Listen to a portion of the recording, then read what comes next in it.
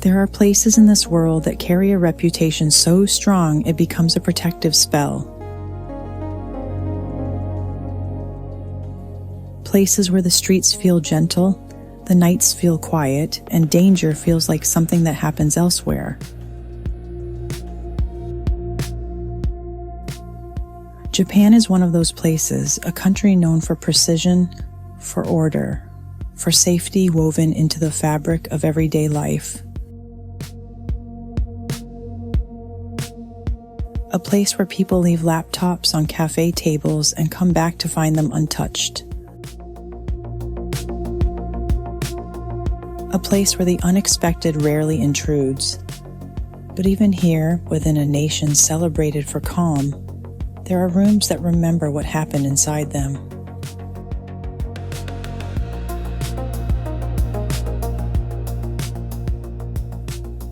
This is the start of the Crimes Across Coordinates Japan mini-series.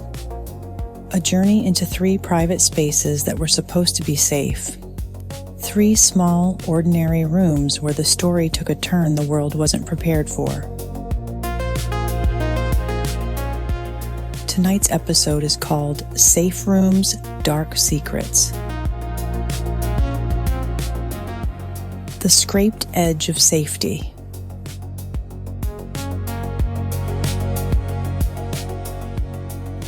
You don't notice the smell at first. You're jet-lagged. Your suitcase wheels have screeched across too many station tiles. Your brain is somewhere over the Pacific. You step inside a Tokyo hotel room and the door clicks shut behind you. That soft, unmistakable sound of solitude wrapping around you like a blanket.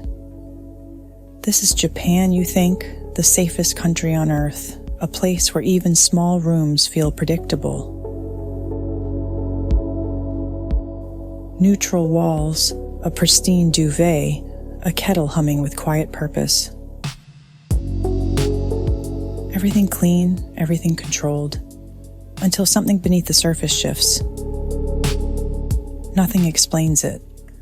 The air feels wrong. Not dangerous, just off. The way a picture hangs slightly crooked even when nobody else notices. Eventually, your eyes drift toward the bed. That narrow pocket of darkness beneath the frame. You kneel, you lift the sheet, you shine a light underneath.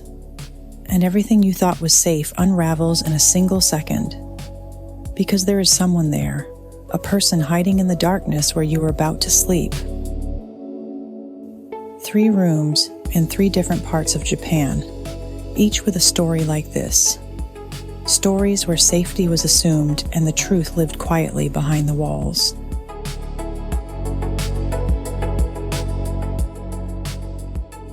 Natalie Komenko, a Ukrainian creative producer and model, arrived in the city for her birthday, drawn by the neon, the precision, and the softness of a place known for safety.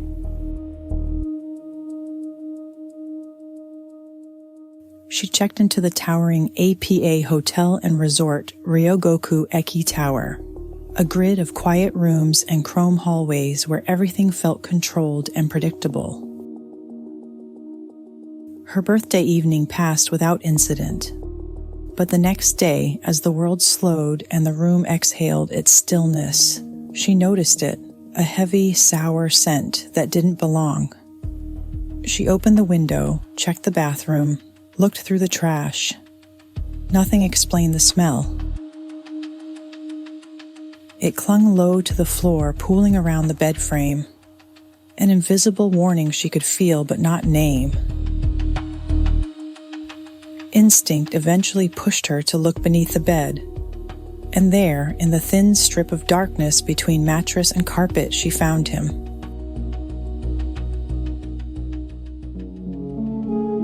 A man curled into the narrow space, dressed in black, silent, motionless. Someone in his 20s or 30s lying so close that every breath she had taken in that room happened inches above him. The shock that followed was primal. Natalie escaped the room. By the time hotel staff and police arrived, the intruder had fled through the window.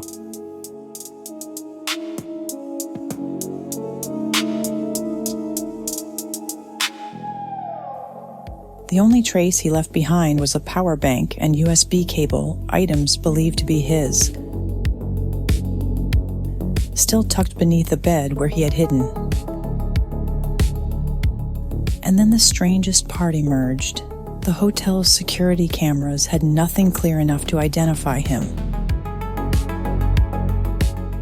The very thing travelers rely on, surveillance, documentation, the silent reassurance of modern safety, wasn't there in any usable form. Police told her that without clear video evidence, they could not classify the incident as a criminal case. And without a formal classification, they could not conduct a full investigation. He had vanished into Tokyo, no name, no record, no usable footage, no follow-up arrests mentioned in any reporting. Her room, the space she believed was safest, had held a stranger beneath the bed with nothing more than a thin sheet separating them. And the investigation, limited by the absence of evidence, dissolved into air almost as quickly as the intruder had. A room meant for rest became a room that reminded her, and anyone listening, that even in the safest places in the world, danger sometimes enters quietly and leaves without a footprint. Some rooms hide people, others hide the truth.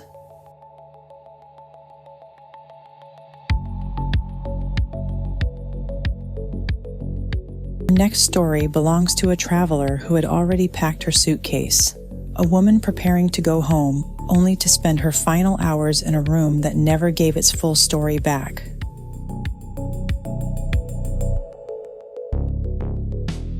The Narita Airport Fire. Japan has a way of making visitors feel welcomed into a world of calm. For Amanda Borges da Silva, that feeling was immediate. She was 30, Brazilian, a researcher with a bachelor's degree in literature and a master's in linguistics. Someone who understood language deeply, how it carries emotion, culture, identity. Her trip to Japan was her first big solo journey abroad. She planned it carefully, timing it around something she adored, the Formula One Grand Prix at Suzuka. She went, she stood in the grandstands, and she witnessed the full spectacle, the roar, the speed, the energy. She recorded it all, sending joy-filled updates to her family. She told them she felt safe in Japan, safer than anywhere she had traveled before. She even wrote online that she wanted to come back, that she loved the country. After the race, she traveled toward Narita Airport for her flight home. Her final night was spent in a compact short-term rental. One of those quiet, functional units meant to hold people for just a few hours before departure. She packed her bags, laid out her clothes, prepared for morning. But sometime during the night, everything shifted. A fire broke out inside her room, the kind of fire that fills a closed space with heavy, toxic air long before flames grow large. By the time emergency responders reached her, the room's atmosphere had already become deadly. Amanda died from smoke inhalation. And then investigators noticed something else. Her phone was missing. Her bag was gone. Items that shouldn't have disappeared.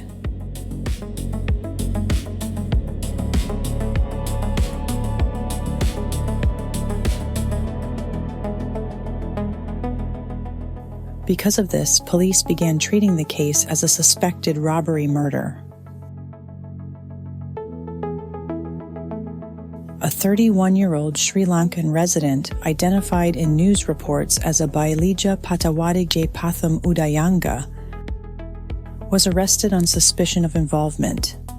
Authorities cited security footage and his alleged departure from the area without attempting to extinguish the fire.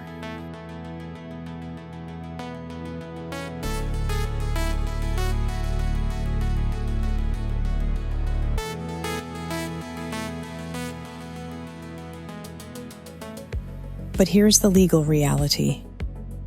He remains a suspect, not a convicted perpetrator. No trial has concluded.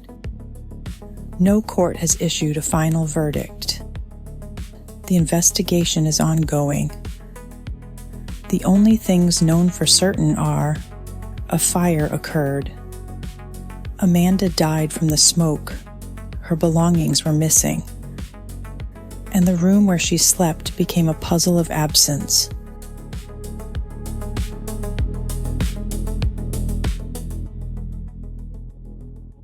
Rooms in transient spaces, hotels, rentals, airport flats, carry a unique silence. People come and go quickly, leaving fragments of themselves behind. Amanda's last room held the aftermath, but not the full truth. A suitcase by the door, a flight waiting in the morning, a life paused mid-sentence. Some stories end with answers. Hers ends with questions suspended in smoke. But our final story is not about a room that concealed the truth.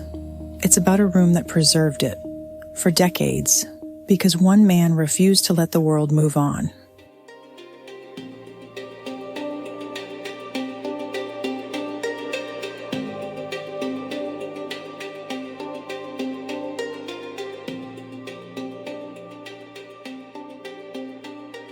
The apartment that waited 26 years.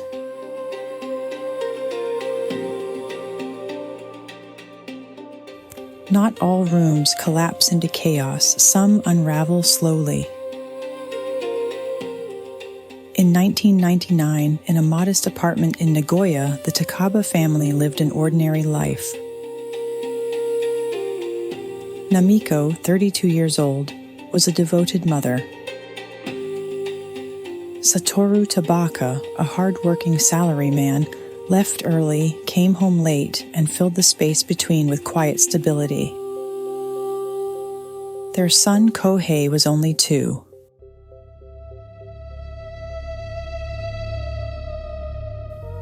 One day, when Satoru couldn't reach Namiko, the landlord entered their home. Inside, a violent crime had taken place. Namiko was gone, and little Kohei was found alone. Early forensic details suggested the possibility of a female perpetrator, but no clear suspect emerged. No resolution came. This is where most cases go cold, but not this one.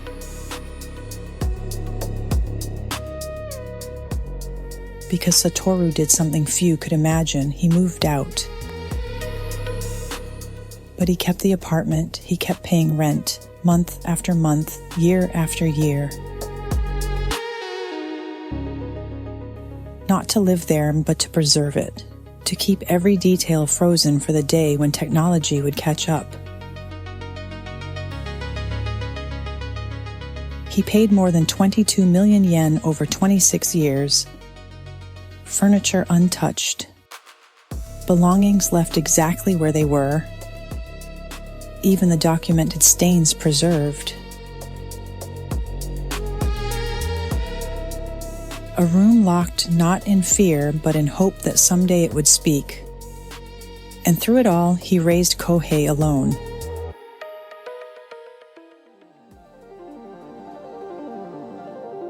The light inside a dark story.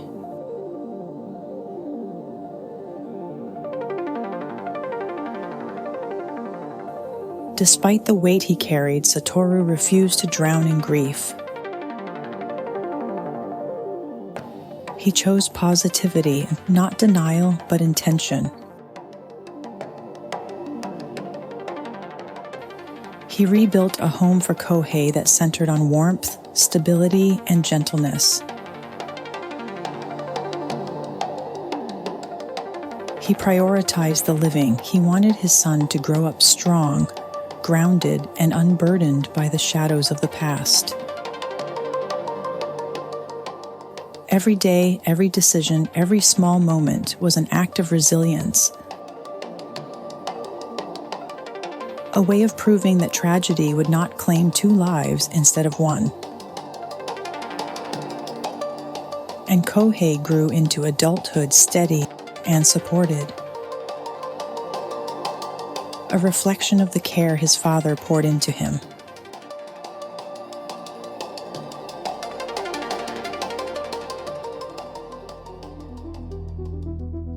The preserved apartment was about truth, but the home Satoru built afterward was about life.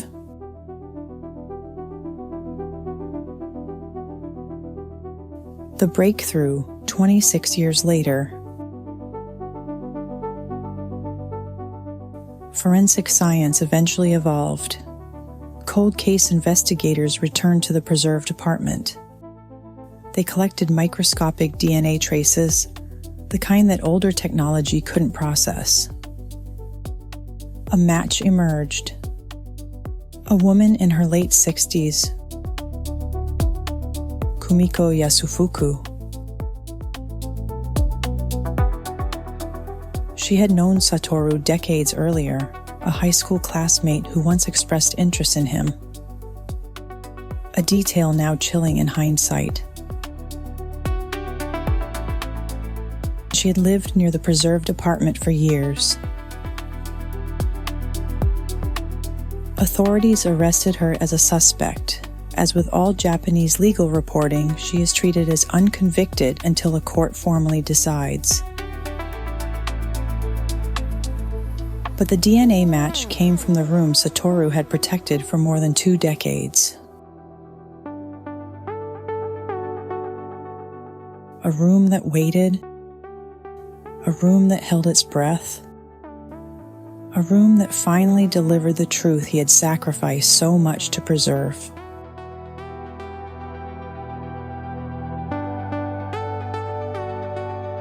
When the breakthrough came, Satoru expressed quiet shock. Shock that someone he once knew could be connected. Shock that she had lived so close to the scene for so long. He said the decades of rent were worth it, not because justice erases grief, but because truth matters. For him, for Kohei, for Namiko. Some rooms are kept alive so that truth doesn't die.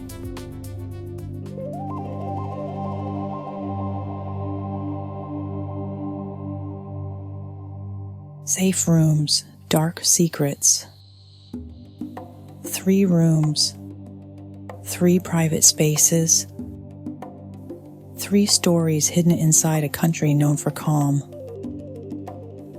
A hotel room where a presence breathed beneath the bed. A rental room where a traveler's final night dissolved into smoke and uncertainty. And an apartment held open for 26 years, guarding evidence until the world was ready to understand it.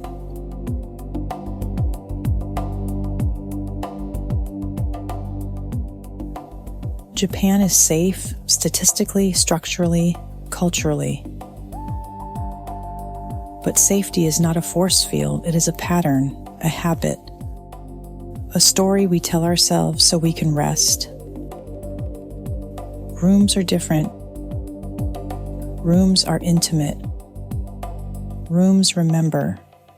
They hold the weight of footsteps, the shape of air, the quiet truth of what happened when no one was watching.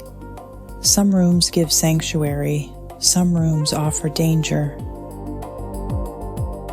Some rooms guard a secret for decades until someone insists on listening. When you close a door in Japan or anywhere, you believe it separates you from the world, but a door can only promise so much. Walls only tell part of the story. Safety is always a negotiation between trust and the unknown. So the next time you check into a room, the next time you unpack your suitcase or exhale after a long journey, pause, feel the air, listen to the silence. Acknowledge the space that existed long before you and will exist long after, because every closed door carries a quiet question whether we hear it or not.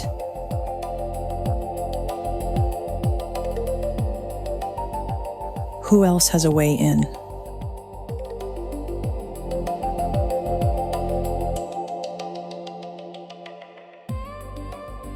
If these stories made you more aware of the spaces you enter, we've added a small collection of travel safety tools and guides in the description below.